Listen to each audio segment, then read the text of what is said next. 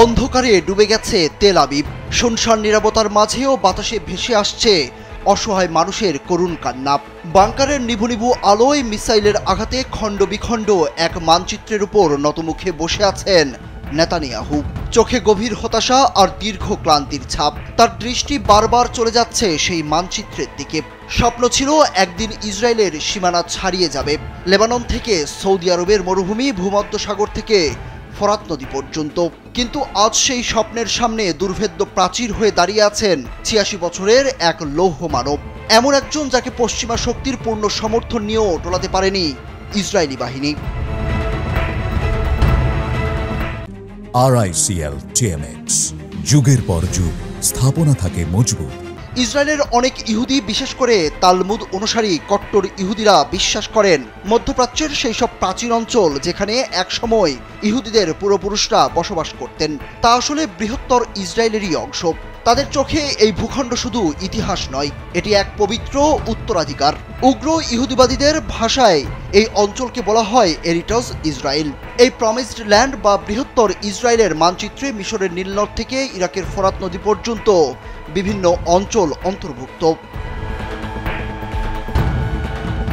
দখলদার ইসরায়েল এবছরের শুরুতেই মধ্যপ্রাচ্যের 4টি আরব দেশের ভূখণ্ডকে অন্তর্ভুক্ত করে প্রকাশ করে বৃহত্তর ইসরায়েলের বিতর্কিত মানচিত্র, যা ফিলিস্তিন, জর্ডান, সিরিয়া ও লেবাননের বিস্তীর্ণ অঞ্চলকে ইসরায়েলের অবিচ্ছেদ্য অংশ বলে দাবি করে নেতানিয়াহু সরকার।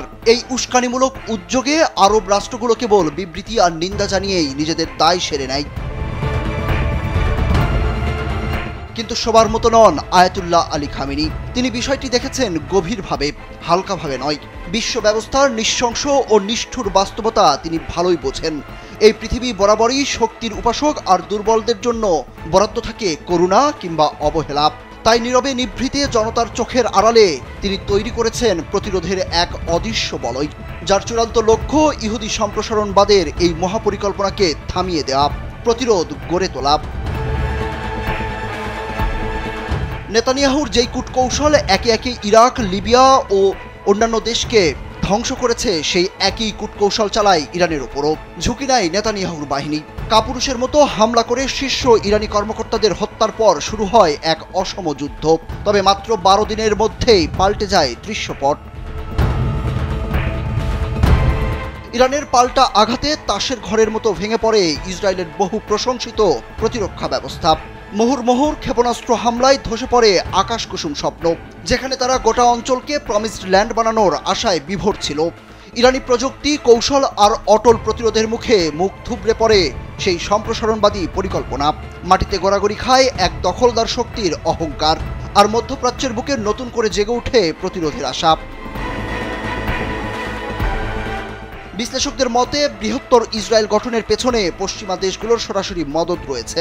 সামরিক সহযোগিতা থেকে কূটনৈতিক ছত্রছায়া সবই যেন সেই সম্প্রসারণবাদী নকশার অংশ। তবে এই হিসাব নিকাশে সবচেয়ে বড় বাধা হয়ে দাঁড়িয়েছে একটি শক্তি, নাম ইরান। খোদ আয়াতুল্লাহ আলী খামেনির নেতৃত্বে ইরান পরিণত হয়েছে এক অদৃশ্য অজয় দুর্গে। বিশ্লেষকদের ভাষায় আজ পুরো মধ্যপ্রাচ্যের বুকে লোহার প্রাচীরের মতো দৃঢ় এক রক্ষা কবচ হয়ে দাঁড়িয়ে আছে এই দেশ। সুরজ আহমেদ, কালবেলা।